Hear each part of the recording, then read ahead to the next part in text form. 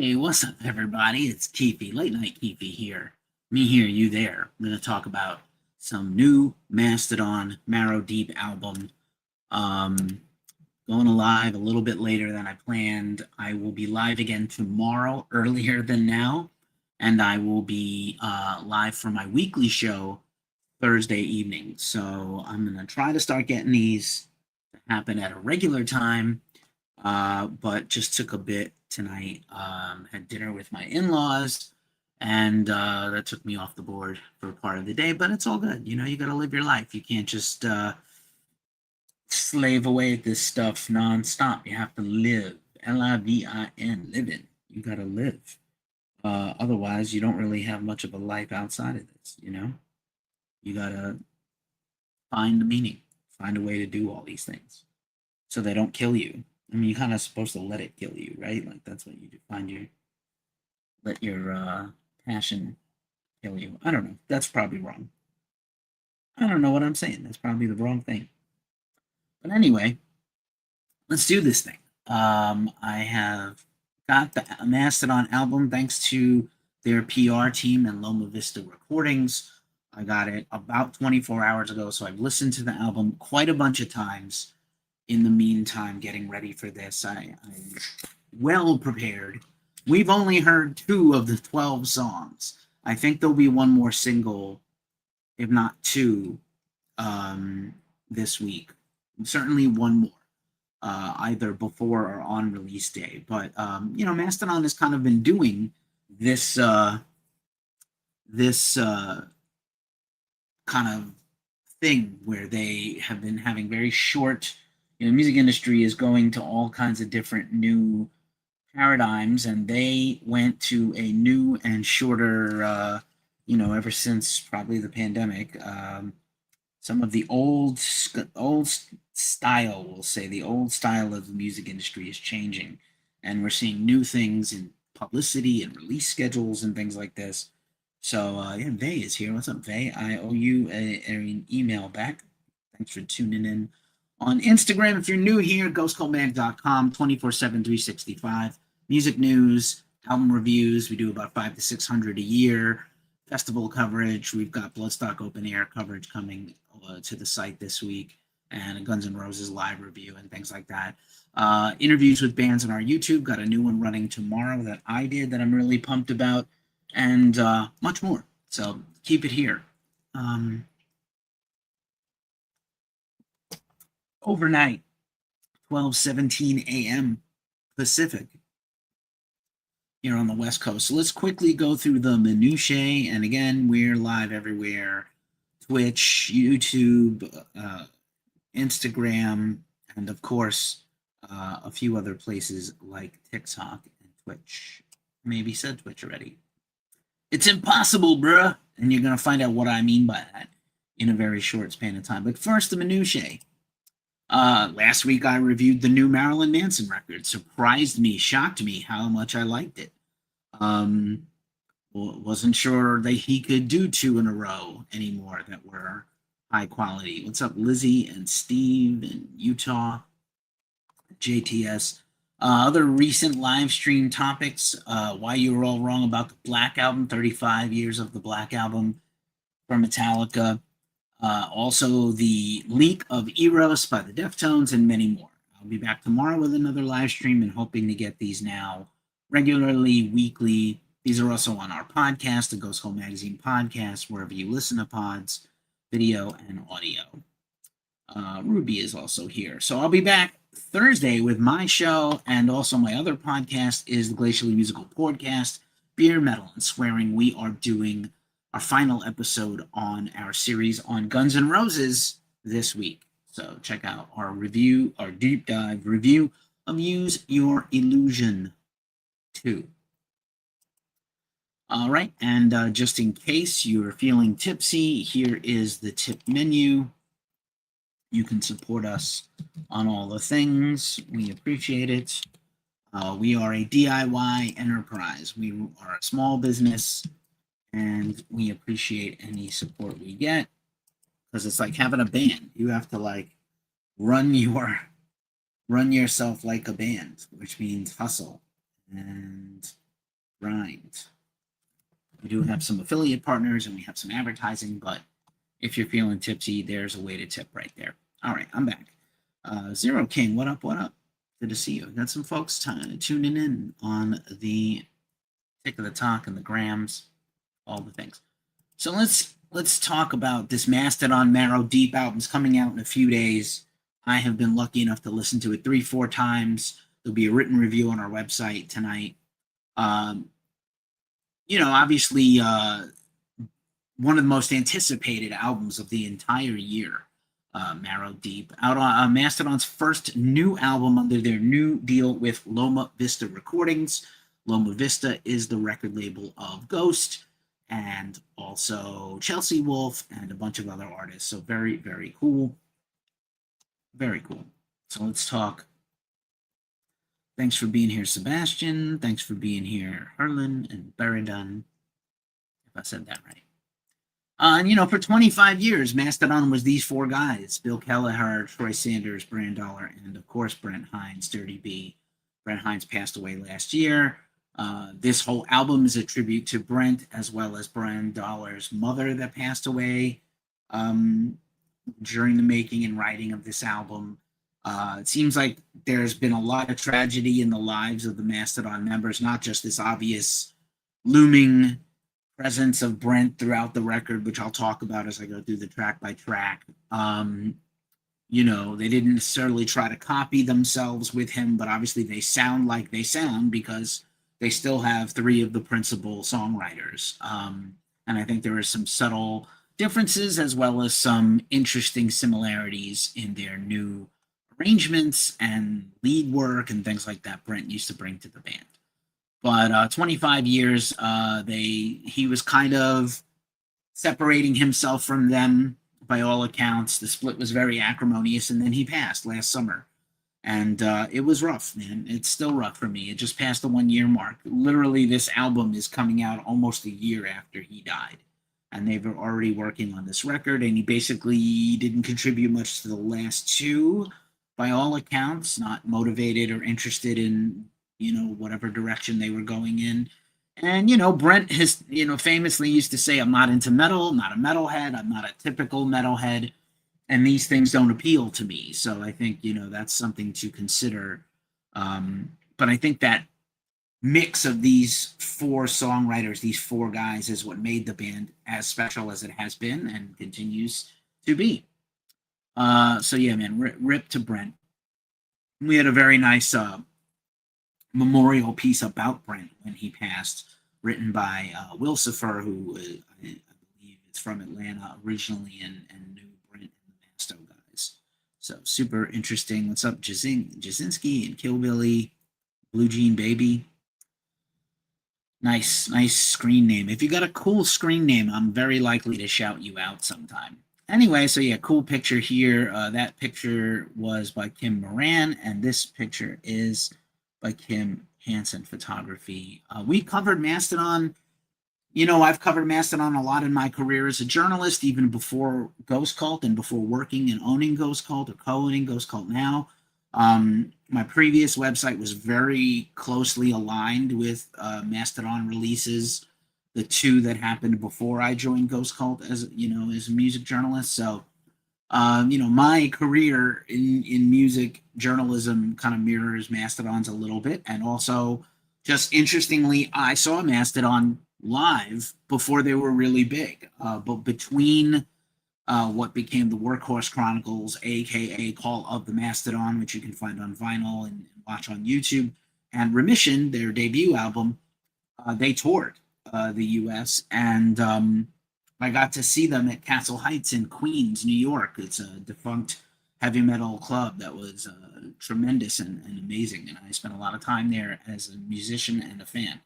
But yeah, Brent passed away in 2025, and so he is casting a large shadow over them, as you would expect. I know some of the fans, we'll talk about this maybe in tomorrow night's live stream, at what point should bands rebrand and or not continue if a key member passes away or leaves or quits or whatever.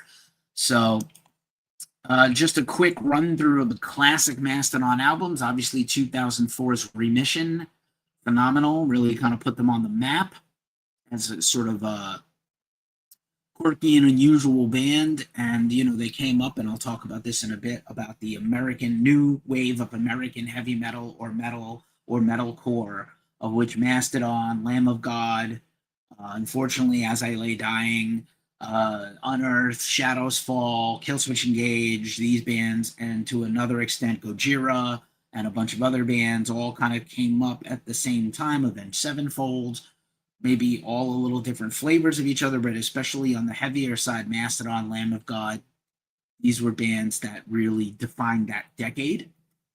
Remission is incredible, with the incredible artwork by Paul Romanko, work hardened out of Philadelphia.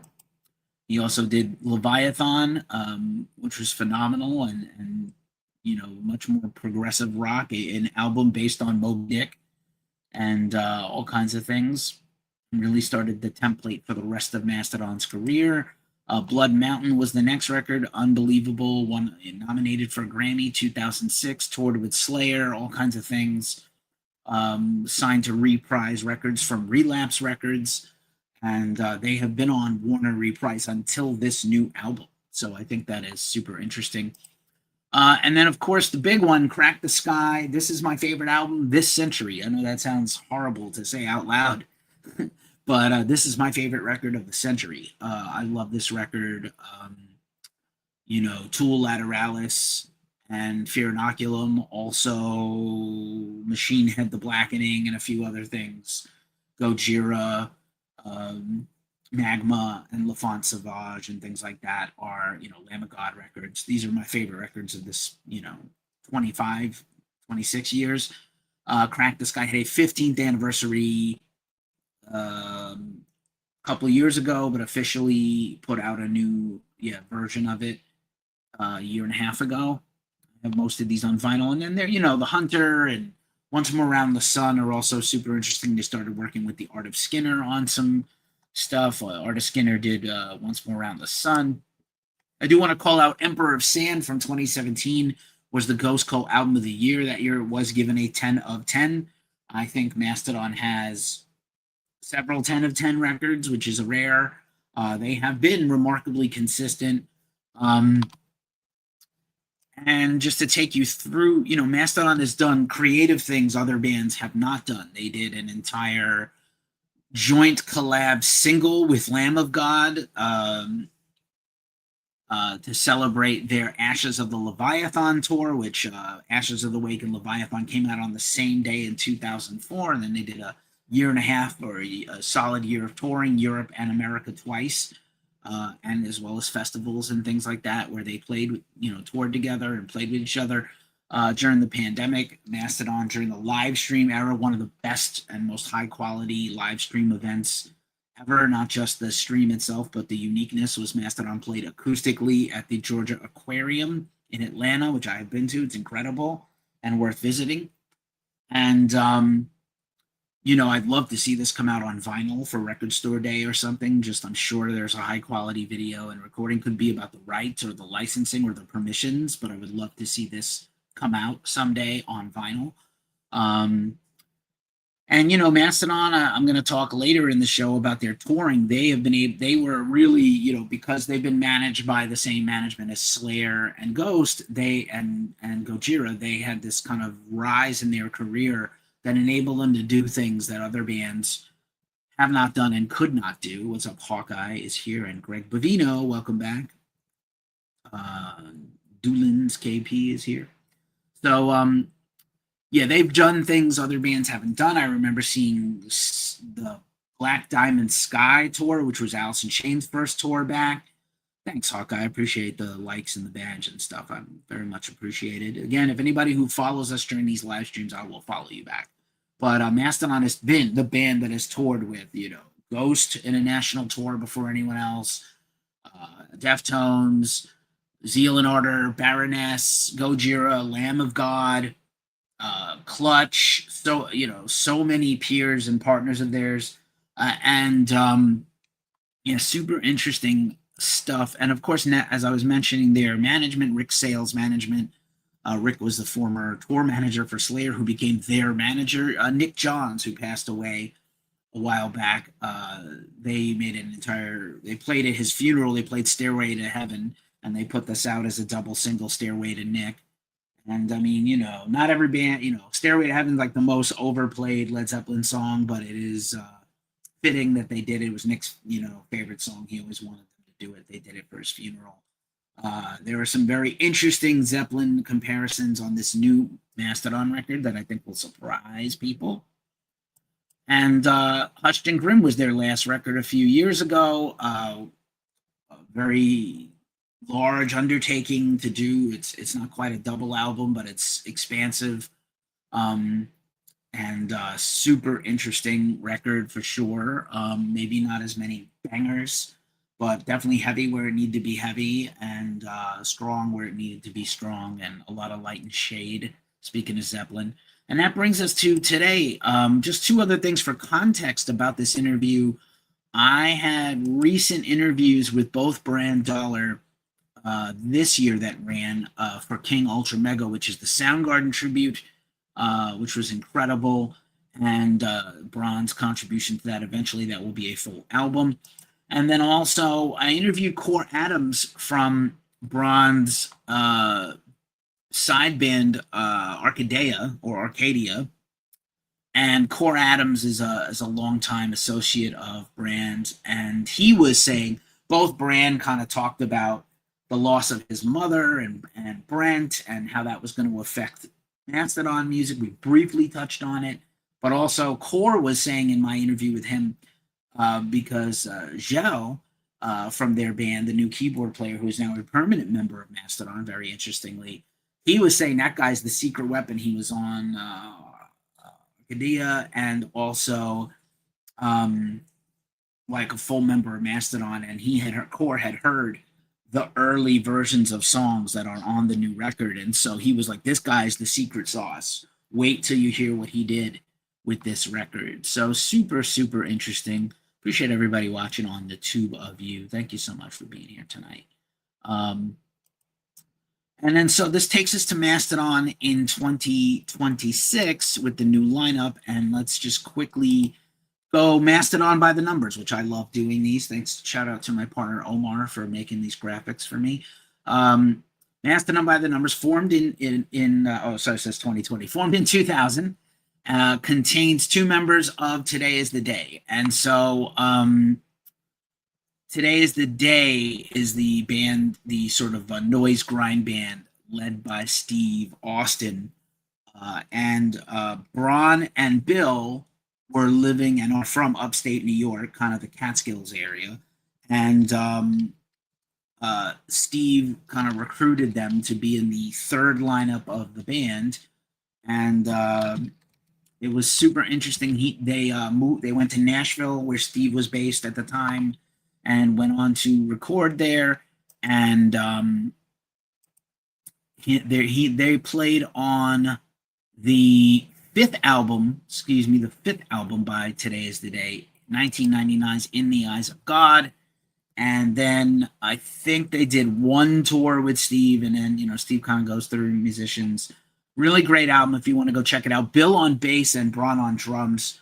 And obviously, these are formative years. They relocated to Atlanta. It's passed by there and made friends there, and supposedly met Troy Sanders, who's from the area, whose brother also plays in a bunch of metal bands, as well as Brent Hines. And they all met at a High on Fire show where they kind of were talking about Melvins and bands they had in common, and they formed the band. Probably ISIS, probably Today Is the Day.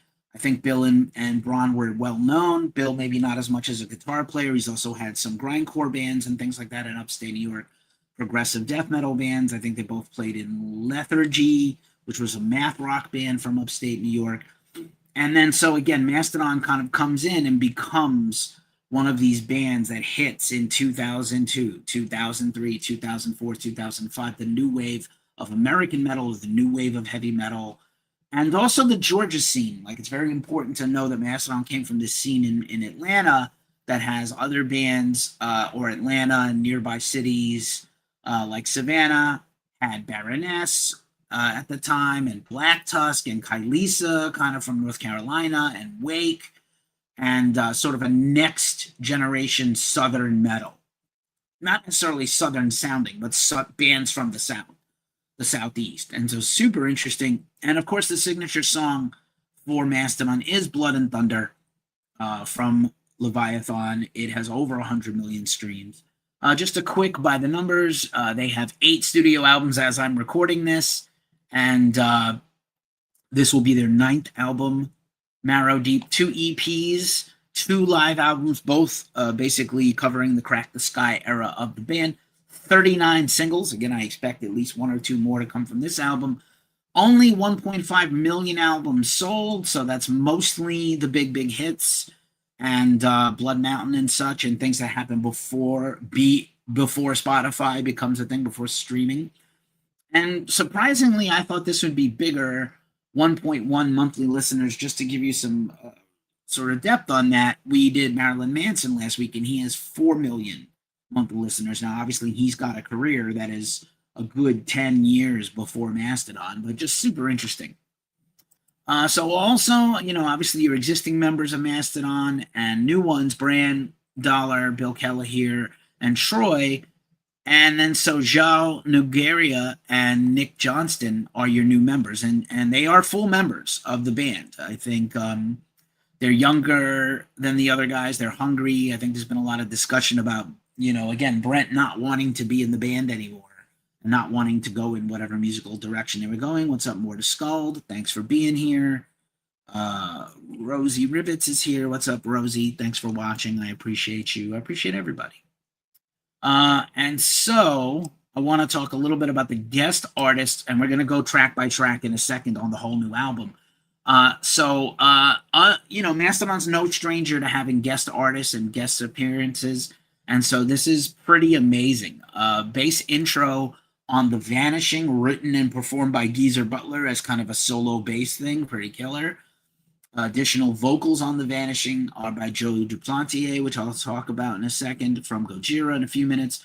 Snakes for Dinner, which is the current single, has the vocals by Josh Homme from Queens of the Stone Age and formerly of Caius. That's Josh's first appearance since Blood Mountain. And additional vocals, you have like sort of backing vocals on A Vampire's Demeanor. These titles are amazing, and so are the songs. Vampire's Demeanor, Nate Newton of Converge, who's also led his own band Doom Riders as a lead vocalist, and D. Randall Bly, their buddy from Lamb of God. And then finally, additional vocals on The Three Fates comes from Neil Fallon of Clutch, another frequent collaborator and friend, I think, with a lot of historical guest appearances and features on Mastodon records. And obviously for a long time, like every Mastodon record had a vocal from Scott Kelly, formerly of Neurosis. It would have been fun to have a Neurosis member come on and be part of this, since they're such big fans of that band also. Or Melvins would be a band I would love to see collaborate with Mastodon.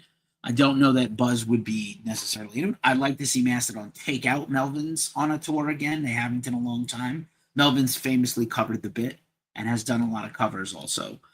So anyway, that's all the guests and everything. So now let's talk about Marrow Deep. And just again, this album is dedicated to the memory of Brent Hines and Michelle Lawrence, who is Bron Dollar's mom. And it's based on The Three Fates. The artwork, some of the songs, the song, The Three Fates, is based on the Three Fates, the witches from Greek mythology. They come up in other media and lore, but the three witches from Greek mythology sort of offering you paths, and which one will you take? And obviously also, just a lot of parallels between life and death and how fragile life is, but also like, again, about not wasting chances. It's very, very clear to me.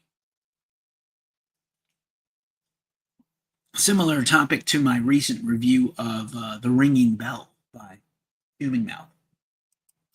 So the album begins with Barbarian's Blood, no apostrophe, Barbarian's Blood. Featuring Ben Keller of Converge. The album was co-produced, by the way, by Kurt Ballou and the band and another producer. but Ben adds additional drums. Makes sense because they recorded with Kurt and Kurt Ballou, and yeah, just a killer opening track. And I have some notes here on each song that I want to share.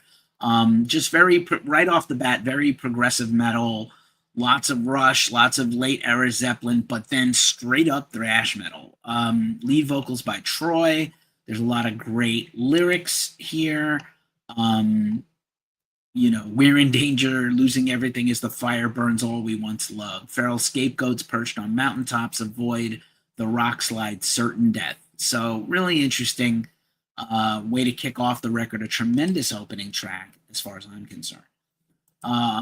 Poisonous Weapons. We know there's a tour coming called the Poisonous Weapons Tour. This is definitely a centerpiece song, second song on the album. First vocal by Braun, Troy, and then Braun. Opens up with a fun spoken quote, screamed quote, and then just an absolute banger of a song. Pretty angular math rock riffs and very dirgy heaviness, and then just straight up prog weirdness. So I love this song. Third track is the single, which was the lead-off single, Your Ghost Again, directly addressing that while they were making this album, Braun kept kind of like his mind was playing tricks on him. To quote the Ghetto Boys song, he kept seeing Brent everywhere, or signs of Brent, or he kept kind of feeling like he saw his mom. I definitely have had similar things where I will, from time to time, hear my mom's voice in my head, like she's in the room speaking. I don't necessarily believe in an afterlife or heaven, but super interesting to say the least. And he was having a similar kind of sensation.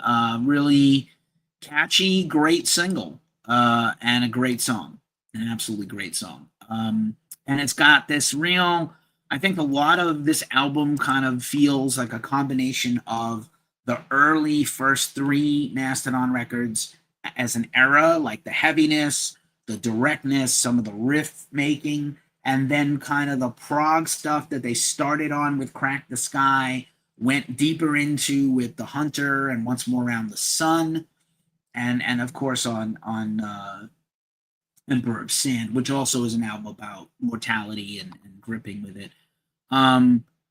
Absolutely an almost Emerson, Lake and Palmer type breakdown in the middle, like a Tarkus kind of song by ELP, and a phenomenal end riff. Just absolutely phenomenal.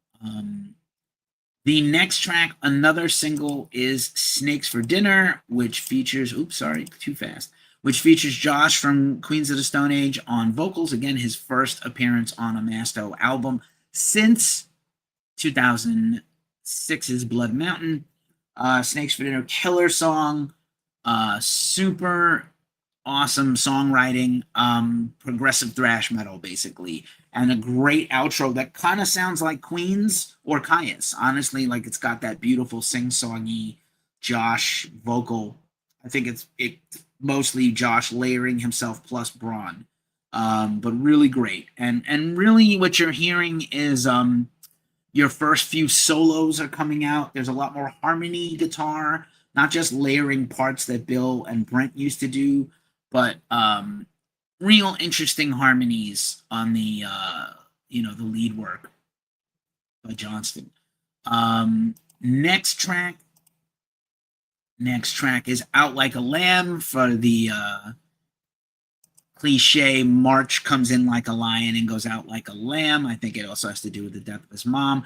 It's the only lead part on the record that kind of sounds like they were channeling Brent on purpose. Like, let's do a Brent type of part. I don't want to say, he certainly had a distinctive and interesting tone. I mean, the band plays, through like orange amps and probably Les Paul type guitars and things like that. So Brent had a very singular lead tone that was dialed in, and this just an absolute banger of a song by Troy, super heavy, and again, another progressive metal song. The next track is In the Ruins, yet another solo, another single.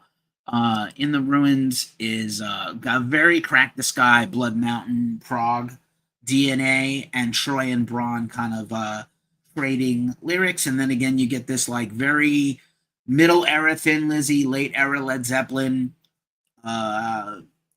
Physical Graffiti presence type of guitar work, and just a brutal, heavy ending.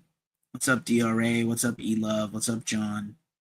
Thanks for being here. Cheryl, Sylvia, appreciate you. So, anyhow, the next track, and again, we've only heard like 3 of these 12 songs, or 8, 10 of these 12 songs have really been released yet. They're Coming for You, very ominous title, is the next track, number 7. Again, very prog metal, Troy and Braun trading vocal parts, and really, well composed. Most of these songs are about the 5-minute mark, a few shorter, a few longer, and none of them are feel like they're overstaying. They're all interesting with cool parts that don't feel like tacked on. They felt like they helped enhance the songs, not made them worse, which is always my thing. And I believe this record is coming on 4 LPs, 2 LPs, 4 sides. So the 8th track is Golden Spires, very cool imagery, just crazy amounts of riffs, just angular math and progressive rock riffs, thrash metal, progressive rock, hard rock, even a little grunge. I think some interesting stuff on hey, the Tiger's Queen, what's up? I think some of the interesting guitar work on Golden Spires, there's like some grungy choruses, like Not Out of Place on Alice in Chains or Soundgarden, not so the sadder stuff but by those 2 bands, but just by comparison, like heavy but tuneful. Also a wildly executed key change halfway through the song that I think will catch people off guard and enhances, again, the listening experience. 4 tracks to go. Moth and Bone is your next song. Moth and Bone kind of starts off like Pink Floyd, Dark Side of the Moon, Wish You Were Here, Genesis, Emerson, Lake and Palmer, Jethro Tull, Prog. Again, kind of a grungy verse chorus change, like Days of the New, maybe even sort of Alice in Chains Unplugged. And then there's like a wild jazz fusion part that kind of sounds like Jeff Beck, who I've been reading a lot about in the new Jeff Beck biography. Really interesting, cool. Moth and Bone kind of has the DNA a little bit of Hushed and Grim type stuff. What's up, Jake? What's up, everybody that's here? Uno Dos, Michael, Jeep Dad. Thanks for being here. Also, next track, A Vampire's Demeanor. Brilliant song, brilliant title. Vampire's Demeanor is definitely one of the best songs on here. Very like hard rock, transmuting into heavy metal. And very Blood and Thunderish with like a really heavy riff and tremendous backing vocals here by D. Randall Bly of Lamb of God and Nate Newton from Converge. Really cool. Nate's got a fantastic voice. He sings some backup on some songs by Converge, and obviously, again, I mentioned he has his Doom Writers band. Toxic Youth is checking in from Facebook. What's up, Toxic Youth? We're here just talking about the new Mastodon record, a little track-by-track review here a couple of days before it drops, so you can inform your purchasing power. The Vanishing is just another incredible song. I kind of hope it's a single. Amazing. Again, that intro solo composed and played by Geezer Butler. It sounds like Geezer Butler. He's basically retired from touring, and I don't know if he's going to make any more albums, but really cool for Geezer to be popping up on a Mastodon record, kind of passing the torch to these guys. And then the bass line of the rest of the song by Troy is incredible and sounds. I'm sure when they were writing this song, it felt like a little Sabbathy to them, and it's got like a really great moving bass line by Troy Sanders, and great vocals toward the end by Joe Duplantier from Gojira. Just really incredible, very Zeppelinish, very sad, obviously about death. Almost a bit of an R&B vocal 3/4 of the way through the song by Braun. It kind of sounds like maybe even like a harmonized Earth, Wind, and Fire. Crack the Sky vibes, the Hunter vibes, incredible guitar solo, very bluesy and mournful. And again, a tremendous, tremendous ending of a track on The Vanishing. Unbelievable song. And then the longest song on the record and the final track is The Three Fates featuring Neil Fallon from Clutch in a bit of a spoken word thing, which you totally want Neil Fallon to do, kind of a spoken word thing. He's done that before with the band, not unlike a lot of stuff from Clutch. Really great stuff by Neil. And a tremendous closing song, like really, quite long and just really well written and interesting, almost 8 minutes long. It's sort of I feel like maybe it makes a suite of songs between The Vanishing and The Three Fates. Would be almost about 15 minutes of music right there, and A Vampire's Demeanor. There, we talk a lot on the Glacially Musical podcast about the soft underbelly of a record, and this one doesn't really have one. So I'm gonna go 9 out of 10 on this record. I have to be honest. Like Mastodon has Crack the Sky and Emperor Sand and Remission and Leviathan and Blood Mountain, which are all like mostly 9s and 10s. And then some of their other records, they're really no weak ones, just ones that I prefer over other ones. And this record is so strong. I understand that there's a lot of feelings around this band right now, and the Mastodon in the Room video, kind of talking openly about mourning Brent publicly, wasn't received really well, as you could imagine. So whatever you feel about the band, they had a lot riding on this record. This is a tremendous cathartic experience to listen to this. I really love this record, and I think you will too. And of course, we know that Mastodon is embarking on the Poisonous Weapons tour with Deaf Heaven and Alcest, two bands. Alcest kind of along the same timeline as Mastodon. Deaf Heaven sprouting up around this, similar 2004, 2006, and has become a huge band. They're on Roadrunner for their last record, and should be a great tour. I'm hoping we get to cover the tour along the lines, and just really, really excited for whatever's coming next for them. Like I said, I would love to get a live Unplugged at the Aquarium for Record Store Day. It'd be interesting to see this. They've done so many tours with Lamb of God and Gojira and Opeth. I think it would be really fun to have them do kind of a career spanning set at some point, where they can,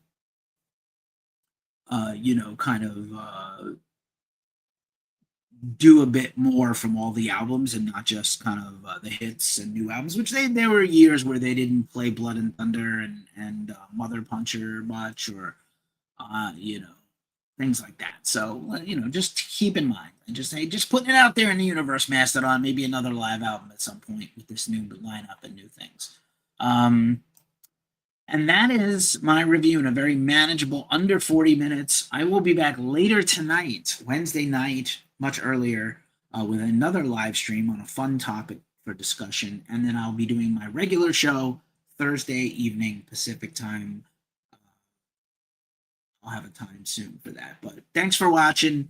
Go check out Mastodon, Marrow Deep, coming out now this week on Loma Vista Recordings. I'm Keefe of Ghostcultmag. Keep it here to ghostcultmag.com for all the new and cool stuff. I appreciate you all. Be safe. Have a good night. Peace.